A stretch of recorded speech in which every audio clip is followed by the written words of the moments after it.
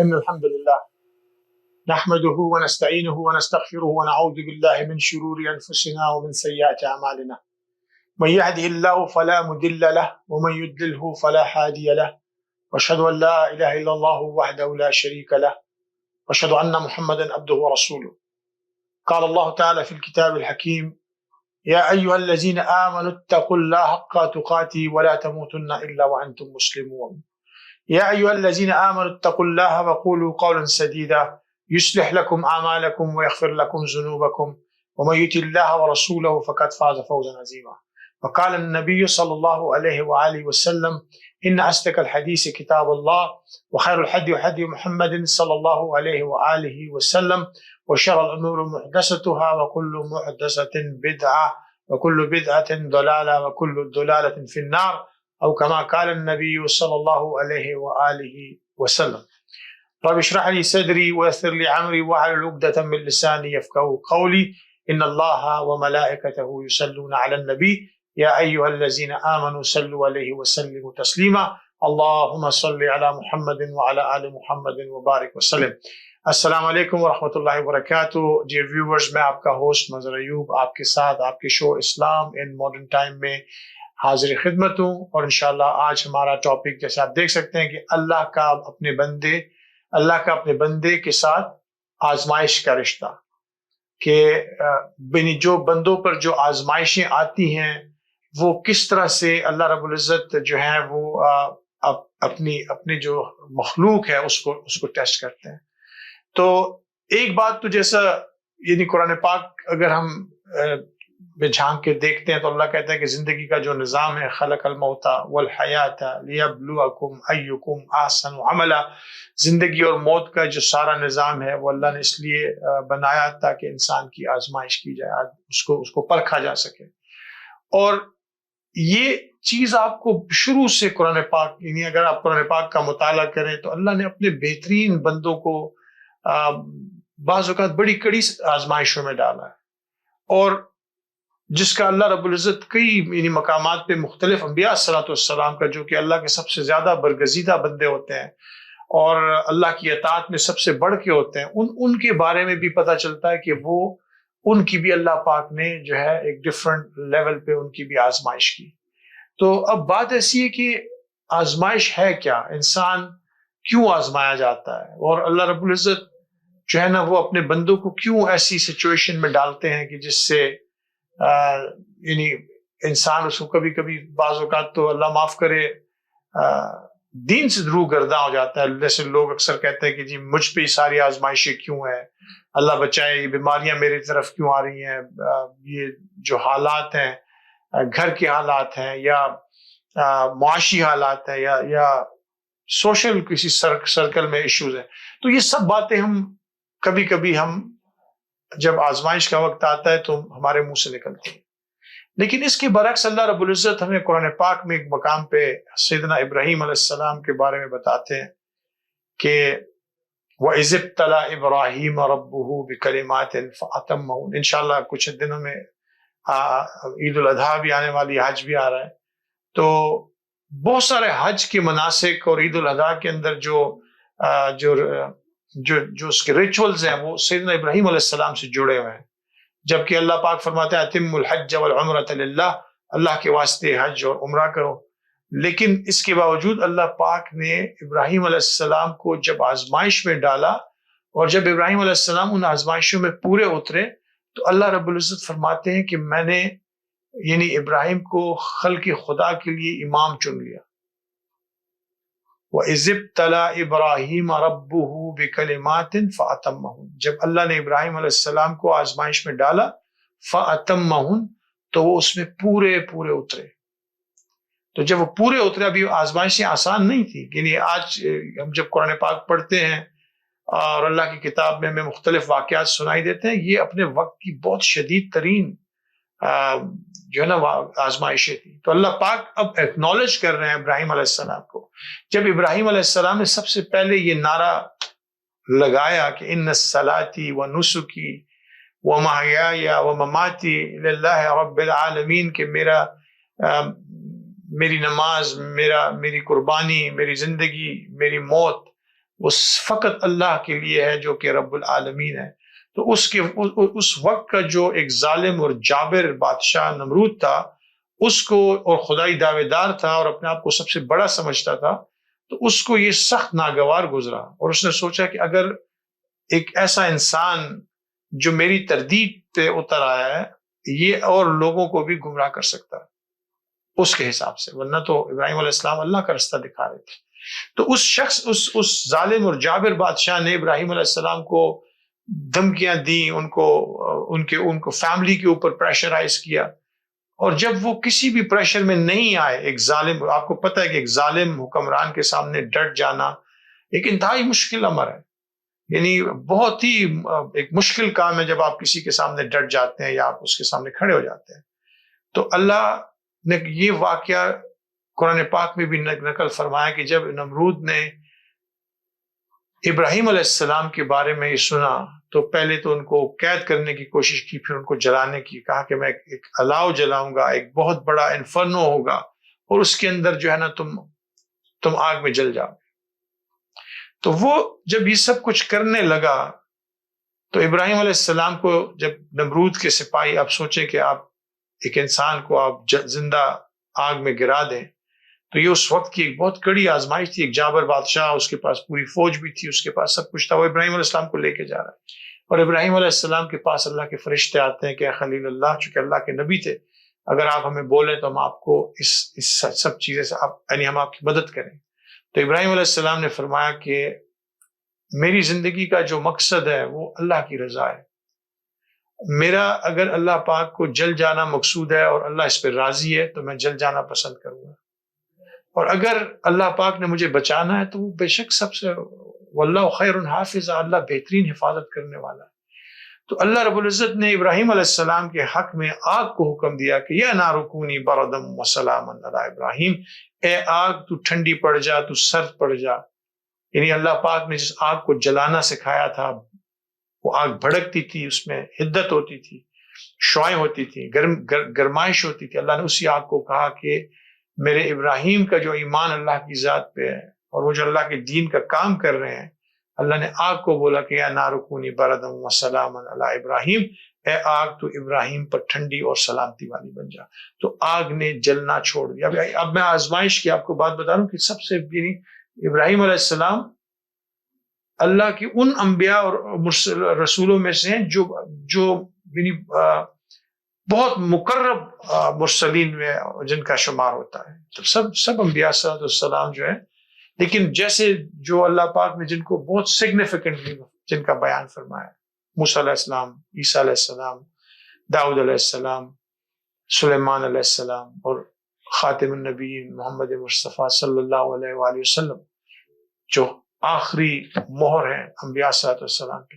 تو ابراہیم علیہ السلام کو اس آزمائش سے آزمایا گیا، اللہ نے آگ کو ٹھنڈا کرا دیا، اور پھر اس کے بعد اللہ پاک نے ایک اور آزمائش یہ کی کہ ابراہیم علیہ السلام کو جب ان کو کہا کہ اپنی بیوی اور بچے کو، یا غالباً بیوی، پریگننٹ بیوی کو یا دونوں کو، آپ اس بیابان میں چھوڑ کے چلے جائیں، تو اب آپ سوچیں کہ ایک انتہائی مشکل کام ہے جب انسان اپنی بیوی یا اولاد کو کسی ایسے مقام پہ چھوڑ دے جہاں اس کو لگ رہا ہو کہ یہاں تو یہ بھوک اور پیاس سے کا مقابلہ نہیں کر پائیں گے، لیکن اللہ کے نبی نے اللہ کا حکم مانا اور ان کو چھوڑ کے چلے گئے، اور وہاں پہ اللہ نے پھر ان کی مدد کی۔ لیکن آزمائش تو ابراہیم علیہ السلام پہ ایک عجیب سی آزمائش تھی۔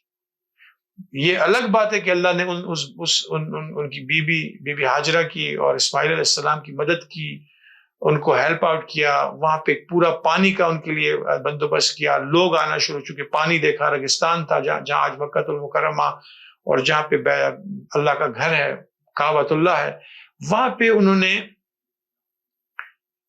پر انہوں نے اپنی زندگی کو شروع کیا، اور کچھ عرصے کے بعد، یعنی آپ سوچیں جب وہ واپس آئے، اب آپ اس زمانے میں کوئی کمیونیکیشن نہیں تھی، آپ بات نہیں کر سکتے تھے، ایک عجیب سی آزمائش، یعنی آگ سے اللہ نے بچایا تو دوسری آزمائش میں ڈال دیا کہ بھی بچوں کو چھوڑ جاؤ۔ پھر جب وہ واپس تشریف لائے تو بیٹا تھوڑا بڑا ہو چکا ہوا تھا۔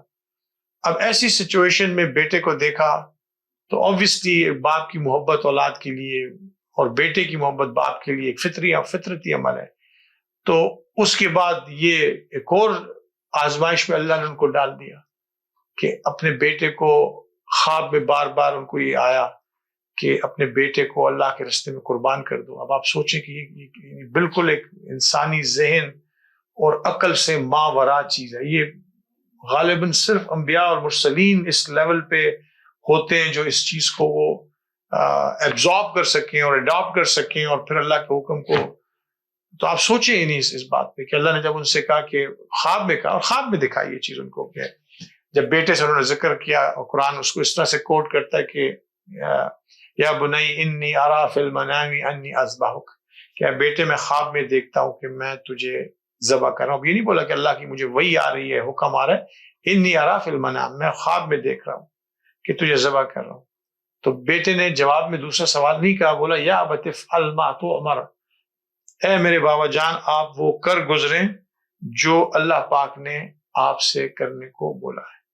اب بیٹا یہ نہیں کہہ رہا کہ آپ نے خواب میں دیکھا ہے. یا ابت افعل ما تؤمر، آپ مجھے انشاءاللہ پائیں گے من الصابرین، صبر کرنے والوں کے ساتھ. یعنی بیٹا بھی چونکہ اللہ کا نبی اسماعیل علیہ السلام تھے، تو بیٹے کو بھی یہ پتا تھا کہ میرے والد جو ہے وہ ایک بہت جید اللہ کے نبی ہیں، اور ان کے ذمے جو ہے اللہ نے اس طرح کا کام جو ہے دین کا کام ان کو دیا ہوا ہے، ان کو اسائن کیا ہوا ہے.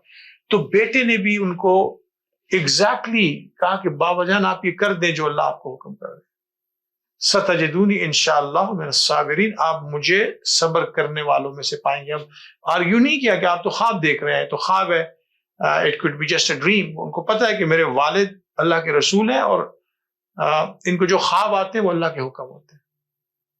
تو جب ابراہیم علیہ السلام کی یہ آزمائش آئی تو انہوں نے بیٹے کے جب ان کو قربانی کے لیے اللہ کے سامنے پیش کیا تو آسمان سے آواز آئی، صدقتا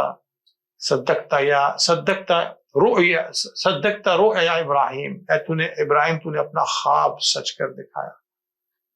تو اللہ پاک نے اس قربانی کو کے بدلے میں ایک بھیڑ بیچ دی جس کو ذبح کر دیا گیا. لیکن اگر آپ اس کے اوپر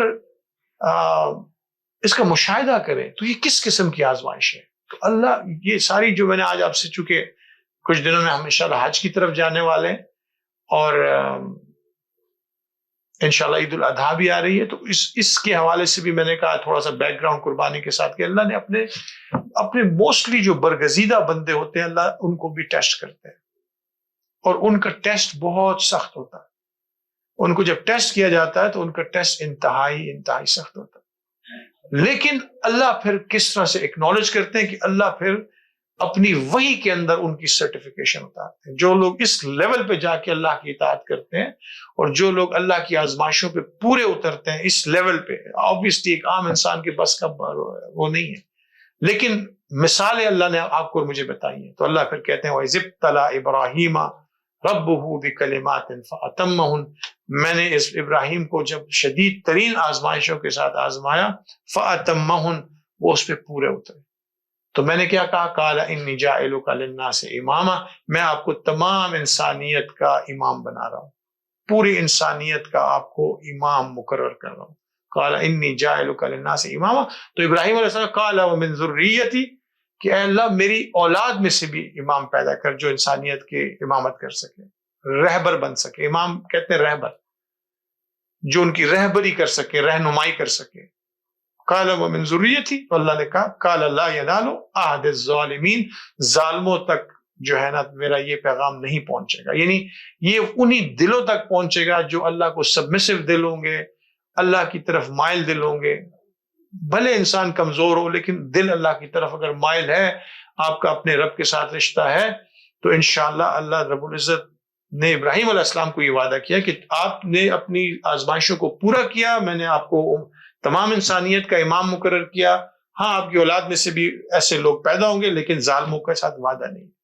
اور پھر اللہ کہتے ہیں جعلنا البیت مثابۃ للناس وامنا، تو جب وہ گھر بنا اللہ کا کعبۃ اللہ، ابراہیم علیہ السلام اسی جگہ پہ تھے، کیونکہ وہی وہاں ان کی وائف اور بچے اور کچھ لوگ بھی وہاں پہ قبیلہ سا آباد ہو گیا تھا.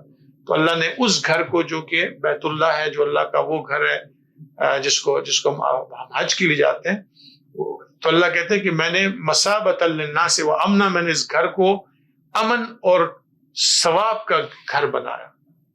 اور امن اور ثواب کا اللہ اپنے گھر کو ریفر کر رہے ہیں. وَجَعَلْنَا الْبَيْتَ مَثَابَةً لِلنَّاسِ وَأَمْنًا، ہم نے اپنے گھر کو بنایا امن اور ثواب کا گہوارہ.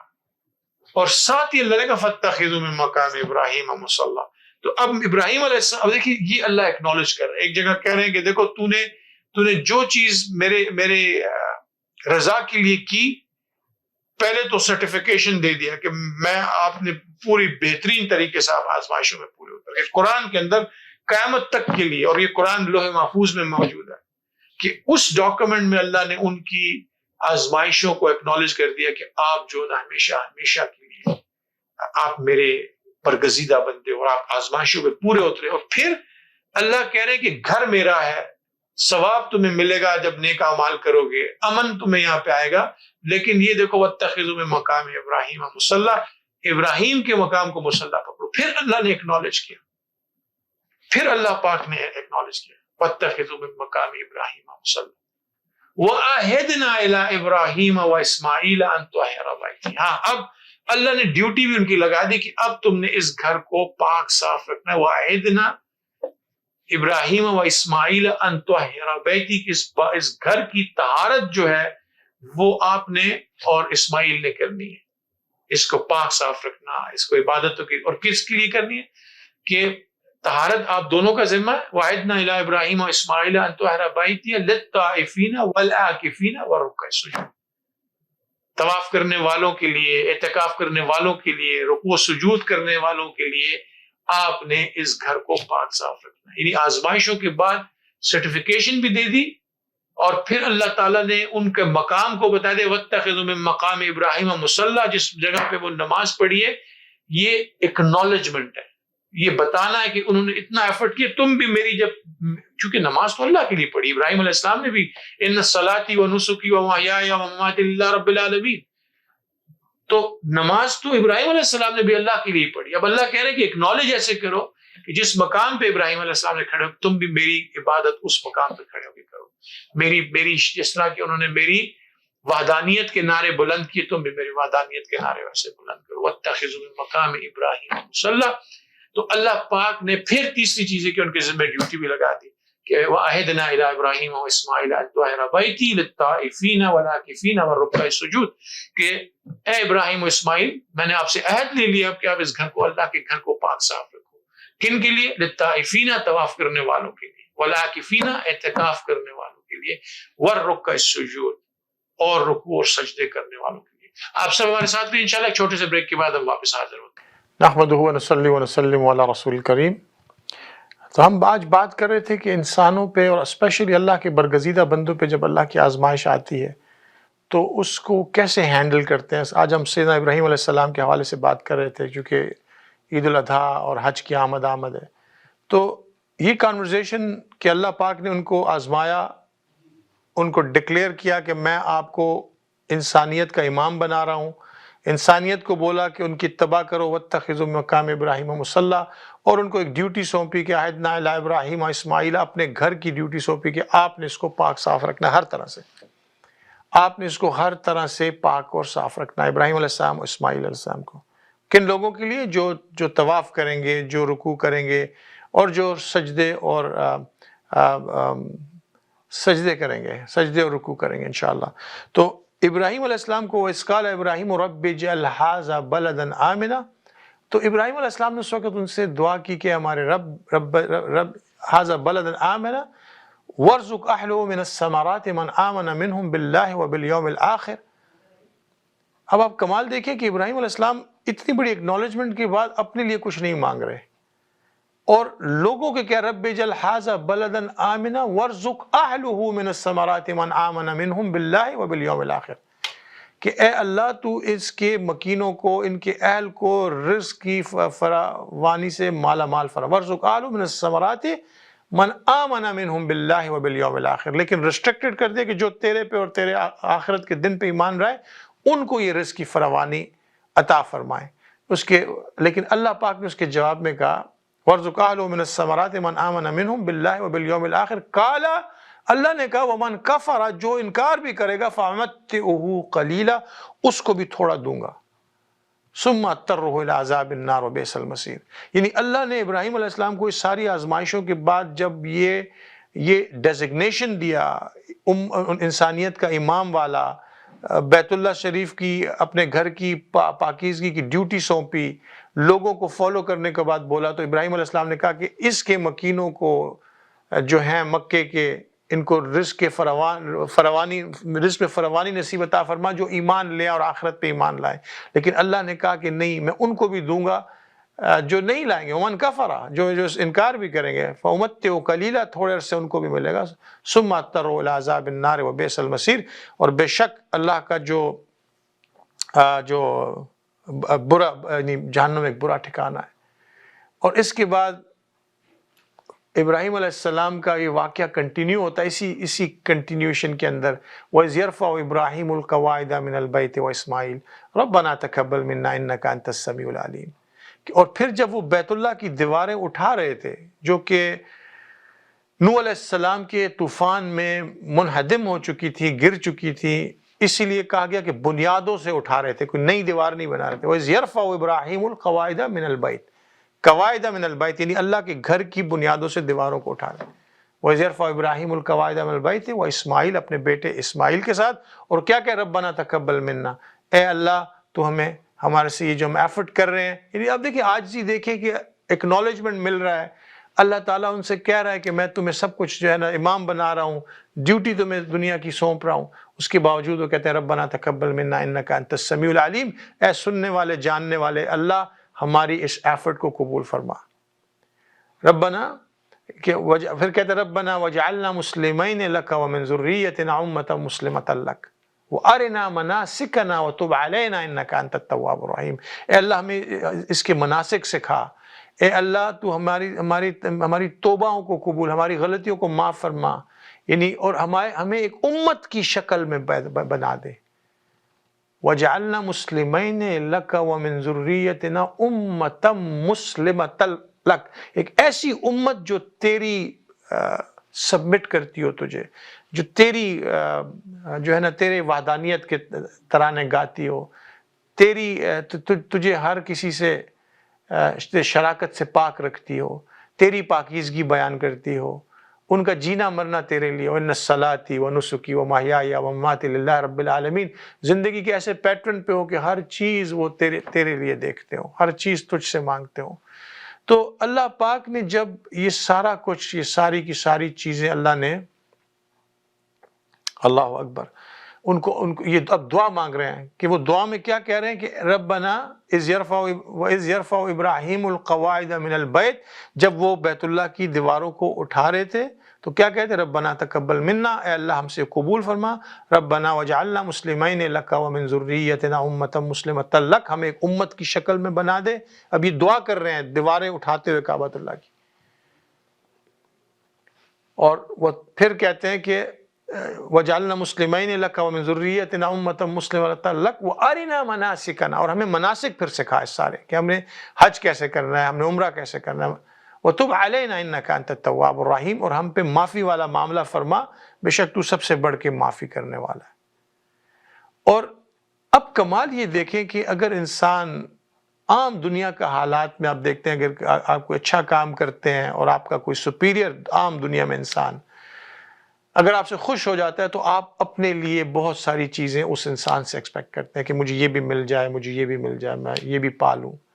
لیکن ابراہیم علیہ السلام کیا دعائیں مانگ رہے ہیں؟ اللہ سے معافی مانگ رہے ہیں، اللہ سے قبولیت کی دعا کہ اللہ یہ جو بنا رہا ہوں اس کو اپنے حق میں، اس کو بیت اللہ کے حق میں ہماری اس کاوش کو قبول فرما، ہمیں امت کی شکل میں ڈال دے. اور پھر کہتے ہیں ربنا، اب سب سے بڑی دعا، یعنی آپ دیکھیں کہ یہ کس وقت کر رہے ہیں جب ابراہیم علیہ السلام کو امامت کا اللہ نے درجہ نصیب عطا فرمایا اور وہ کعبہ کی دیواریں اٹھا رہے تھے تو اللہ سے کہتے کہ ربنا وابعث فیہم رسولا منہم، اے اللہ ان میں ایک ایسا رسول مبعوث فرما. اب وہ سیدنا محمد رسول اللہ صلی اللہ علیہ وسلم خاتم النبیین کی بات کریں. ربنا وابعث فیہم رسولا منہم، اے اللہ انہی میں سے ایک رسول مبعوث فرما.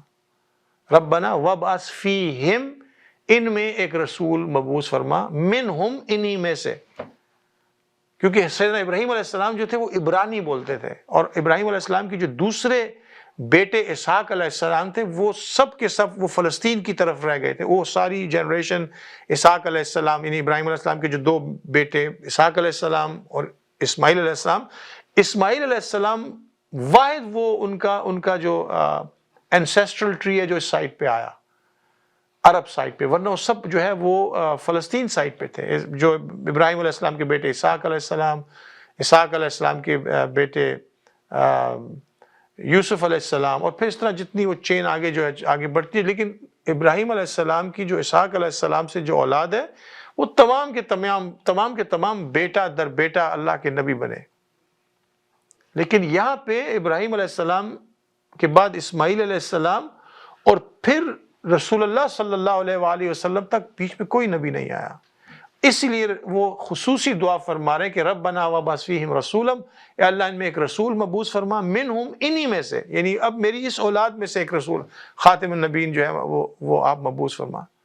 وہ کیا کریں گے؟ ربنا وابعث فیہم رسولا منہم یتلو علیہم آیاتک، تیری آیتیں پڑھ کے سنائے، ویعلمہم الکتاب، اور کتاب کا علم دے سکے، والحکمہ، حکمت کی باتیں سکھا سکے، وَيُزَكِّيهِمْ، اور تزکیہ نفس کر سکے. کیا کیا کرے؟ يُعَلِّمُهُمُ الْكِتَابَ وَالْحِكْمَةَ، کتاب سکھائے، یعنی قرآن پاک کے ساتھ جب آئیں گے تو قرآن سکھائیں گے. يُعَلِّمُ الْكِتَابَ وَالْحِكْمَةَ، اور حکمت سکھائیں گے. اور اس سے پہلے ربنا وابعث فیہم رسولا منہم یتلو علیہم آیاتک، تیری آیتوں کو پڑھ کے سنائے، تیری کتاب کا علم دے، تیری کتاب کے ذریعے تزکیہ نفس کر سکے.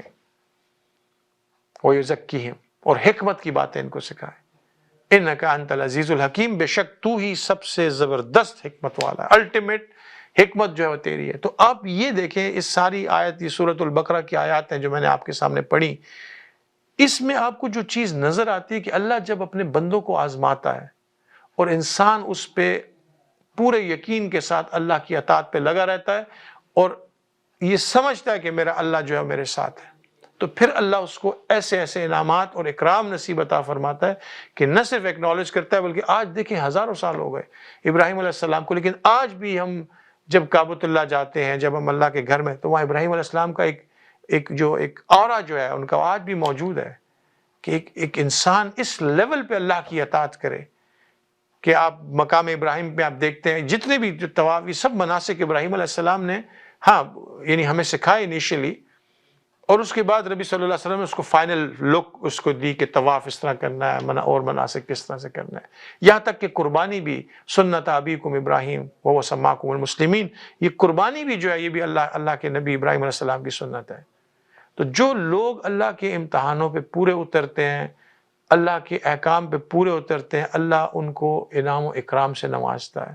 آبویسلی سیدنا ابراہیم علیہ السلام جیسے برگزیدہ نبی تو کوئی اس لیول پہ نہیں جا سکتا، لیکن یہ ہمارے لیے ایک درس ہے کہ تم اللہ کی آزمائشوں میں اگر اللہ کا شکر ادا کرو گے اور ان پہ پورا اترنے کی کوشش کرو گے تو یقیناً اللہ کی مدد اور نصرت تمہارے ساتھ آ جائے گی.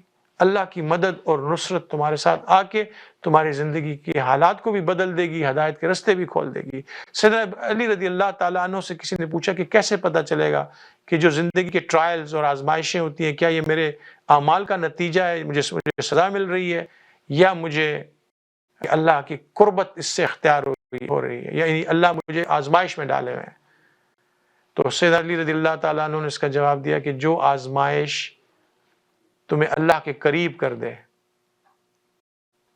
یعنی آزمائش کی صورت میں جو چیز تمہیں اللہ کے قریب کر دے، اس کا مطلب ہے کہ تم اللہ کے قریب بندوں میں آزمائش والی سچویشن میں چل رہے ہو. جو پریشانی اور مصیبت تمہیں اللہ کے قریب کر دے یہ آزمائش والی سچویشن، اور جو پریشانی اور مصیبت تمہیں اللہ سے دور کر دے یہ یقیناً اللہ کی سزا ہے. اللہ ہماری سب کی حفاظت فرمائے اور اللہ رب العزت اللہ ہماری رہنمائی فرمائے، ہماری ہدایت فرمائے، ہمارے جو بھی زندگی کے مسئلے مسائل اللہ حل فرمائے، کیونکہ ہم بہت کمزور لوگ ہیں، ہم بہت ساری پریشانیوں سے ڈر جاتے ہیں، پریشان ہو جاتے ہیں. بس اللہ سے مانگتے رہیں، اللہ سے دعا کرتے رہیں، انشاءاللہ اللہ ہم سب پہ زندگیوں کو آسان فرمائے اور ہمارے لیے جو ہے نا دین کو آسان فرمائے، تاکہ ہم سچے دین کو اللہ کے سچے دین کو فالو کر سکیں. بہت بڑا آج کل کے زمانے میں ایک ایشو ہے، لوگوں کو نہیں سمجھ آتی کہ کیا دین فالو کریں. اتنی ہر کسی نے اپنی ایک دکان بنا رکھی ہے. تو دین کو سیکھیں انشاءاللہ، اللہ کی کتاب کو سیکھیں، نبی صلی اللہ علیہ وسلم کی سیرت کا مطالعہ کریں انشاءاللہ. اور مجھے بھی اپنی دعا میں یاد رکھیں. وصلی اللہ تعالی علی خیر خلقہ محمد وآلہ وصحبہ اجمعین برحمتک یا ارحم الراحمین. السلام علیکم ورحمۃ اللہ وبرکاتہ.